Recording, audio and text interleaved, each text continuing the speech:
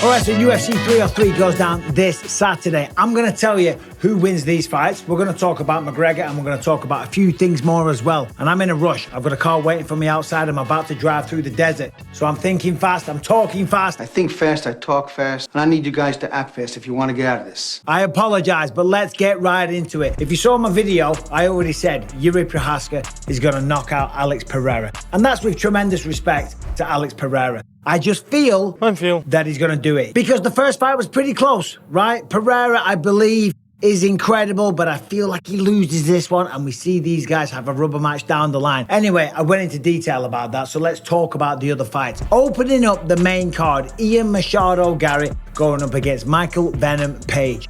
This is one of the most intriguing fights on the card for me. It's one I'm very much looking forward to. Of course, it's personal. He's trying to make his name in the UFC and add some legitimacy. I'm going to end his career on Saturday night. There's not a world where he's able to dance with me in the way I dance. I'm going to dominate him, destroy him. They're both talking a little bit of crap. That's it, Garry. We are going to start some serious training right now. Faster, faster, faster! Go, go! Move it, Garry! Move it, move it! Come on, Garry. We're going to be late for the big race. Michael Page says that Garry is annoying. He is annoying. He says that he's fake. Fake Conor McGregor, the BBL version.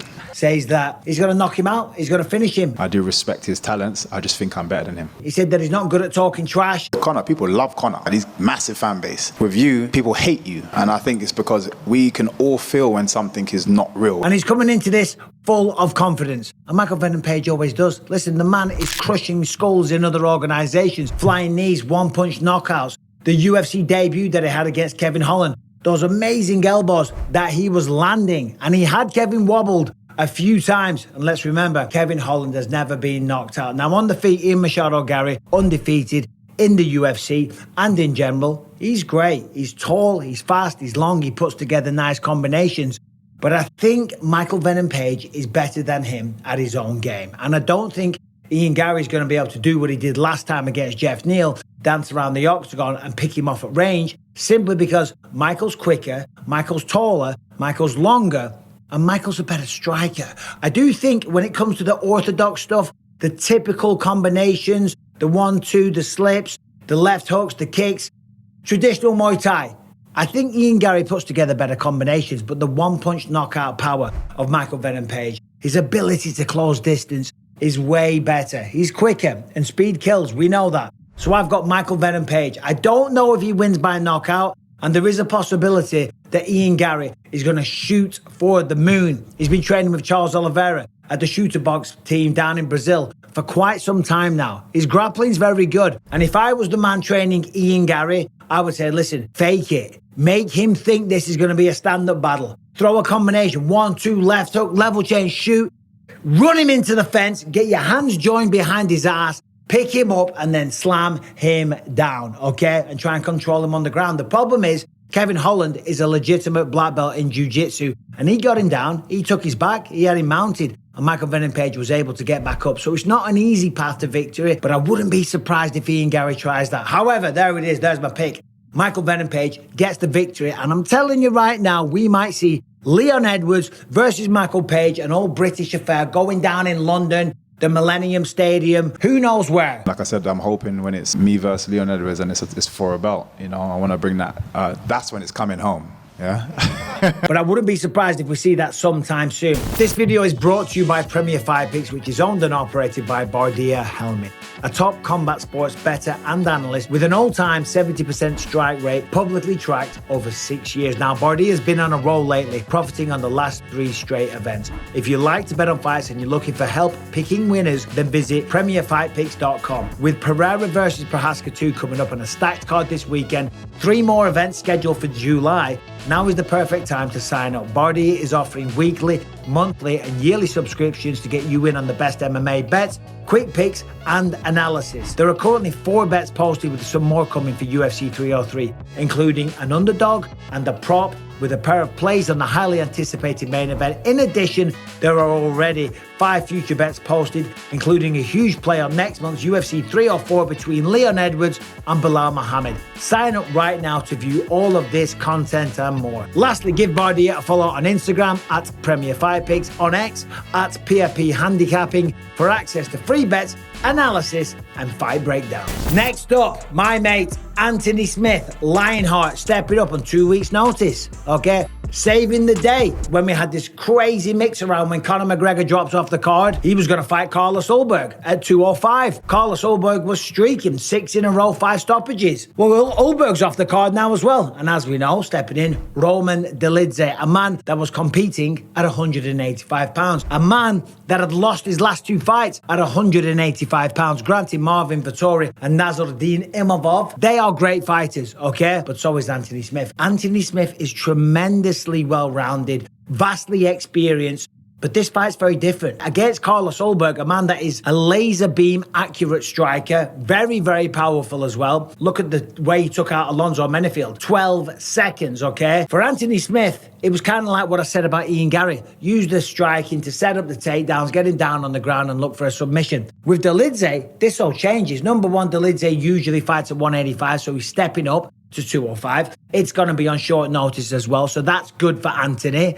But on the ground, Roman Dolidze is very, very tricky. He's got some very complicated leg locks. He's got a good ground game, and he's a powerful man. And coming up to 205 pounds, the weight cut should be relatively easy. So if this fight starts to go long, that could tip the balance in the favor of Dolidze. But if you think I'm picking Dolidze, you're out of your goddamn mind. And that's not because I'm friends and I do a podcast with Anthony Smith. Anthony Smith is probably the better all-round mixed martial artist, but Dolidze is a wild man. He will swing, and because he knows he can't go the distance at a high pace, just like Anthony, you're gonna swing. Just like I did when I took on Luke Rockhold for the belt on 2 weeks' notice. I was swinging, because if it got to the 3rd round, I would be gasping, so I had to look for the knockout. That means Dolidze is going to be dangerous. It also means that the game plan for Anthony Smith is going to be a little bit different. I think pick him off, use the straight shots, use the height, use the reach, use the length, use the range. Keep him at bay with jabs, with calf kicks, with 1-2s. Use all the octagon, and of course go down to the ground when he fancies it, because the man's highly skilled down there. And I've got Anthony Smith getting a submission, maybe in round 2 or 3. Of course, before that, Mayra Bueno Silva going up against Macy Chiasson. Bueno Silva just fought Raquel Pennington for the belt. Didn't get the job done. Lost the decision. Wasn't a great performance. Macy Chiasson, of course, she fought Raquel Pennington as well, and she got stopped. She got caught in a guillotine. But that was quite some time ago. That was in the year 2021, 3 years ago. Since then, she beat Norma Dumont. Then she lost to Irene Aldana, right? But she was winning that fight. Irene Aldana is a tremendous fighter. Tall, long, quick, beautiful boxing, right? Chiasson was beating her. But Aldana was on her back. She threw an up kick, landed in the liver. It was very, very unusual. We never see that kind of stoppage, and that's how she won the fight. Then after that, Chiasson comes back. She beats Penny Kanziad. I think she's on a roll. I think she's doing great. I think she's taller, she's longer, she's quicker. And I think maybe the mentality of Mayra Bueno Silva coming into this one, Chitara, is going to be a little bit affected. So what else we got? Of course, we got the co-main event. Brian Ortega stepping up, training his backside off, taping his mouth shut so he controls his excitement. I'm getting a good workout in, sweating, putting tape on the mouth. That way I don't get too excited. The tape on the mouth keeps me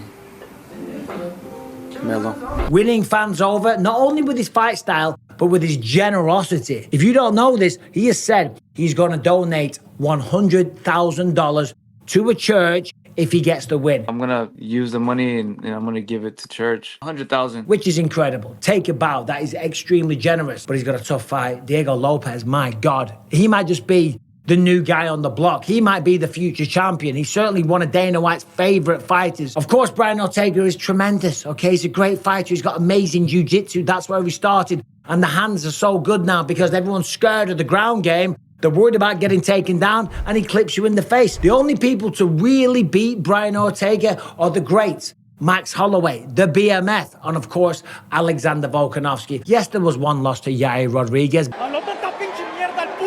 but he blew his shoulder out. And of course, when they rematched, he got the job done last time in Mexico City. But when you're looking at Diego Lopez, steps up, takes on Movsar Evloev, a man that was undefeated, that nobody wanted to fight, Took it on a few days' notice, almost finished him on multiple occasions with submissions, but of course he lost a decision. Then he comes back, 3 wins in a row. Last time at UFC 300, Sadiq Youssef, not an easy man to beat. First round knockout. Before that, Pat Sabatini, first round knockout. Gavin Tucker, first round submission. He is on a roll. He's flying. The hair is on point. He's a nice guy. He's got a hell of a smile. He's a handsome bastard. And I think he wins the fight. Simple as that. Not because he's handsome, not because he's got great hair, because of the 3 wins in a row and because he's rolling. He's got momentum and he knows right now that this is a massive opportunity. If he can beat Brian Ortega, there's a good possibility. We're talking title shots very, very soon. And he's new blood. And that's what this division needs. Of course, there's Ilya Taporia out there. Is he going to fight Max Holloway? That's the rumor. Is it going to be in Utah or the Sphere?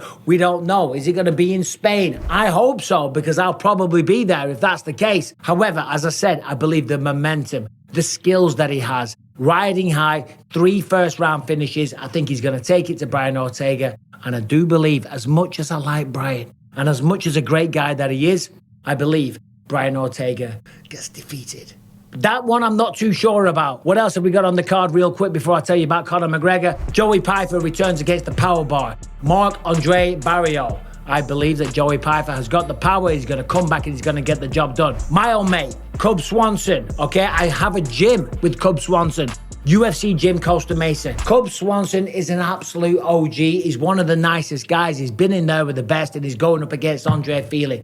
This is going to be a tremendous fight. I love Andre Fili. He's such a great guy and he's a fantastic fighter, as is Cub.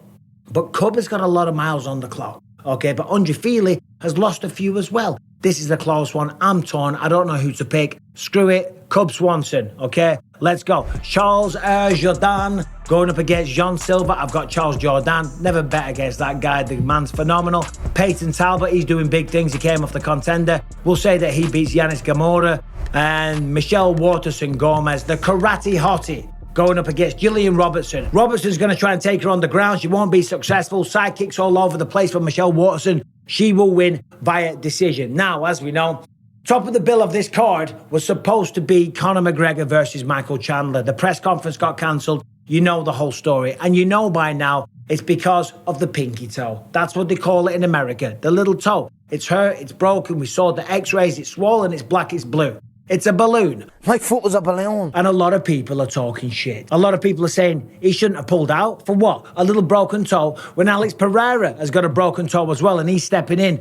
Well, Alex Pereira's flying high. Alex Pereira's knocking people out left, right, and center. Well, can never judge people's pain, you know what I mean? Like different scenarios, different situations, you know what I mean? He made his name, he made his money, he made his life. I'm kind of halfway there. So I fought with the broken toe due to my situation, but maybe if I was on his situation, I had not fought. So we cannot judge. He's the belle of the ball, the man of the moment, and he's riding high on confidence. Conor McGregor is the biggest star in combat sports, as we know, by far, by a country mile. There's no debate, there's no discussion. But he's lost 3 of his last 4. If he comes in half-cocked with an injury against Michael Chandler, that may cause him to lose, and that's terrible for the brand. So I agree with Conor McGregor. I had a little lapse in concentration, a wake-up call from myself, from my coaches, and my training partners. And I'm going to recalibrate, readjust, recuperate, and return. Anyway, I'm jumping in a car now to Las Vegas. As I said, I'm a little hyped up. I've just ran my 3 miles. I've lifted my weights. I've packed my bags. I'm keeping the driver waiting. I've got to get going.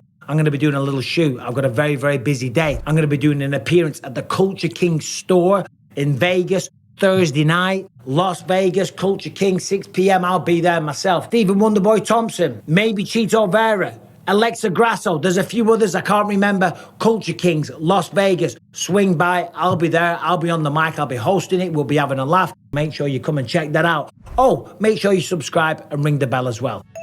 I gotta go. The driver's gonna leave without me. See you in Vegas. Subscribe, ring that bell. Take care.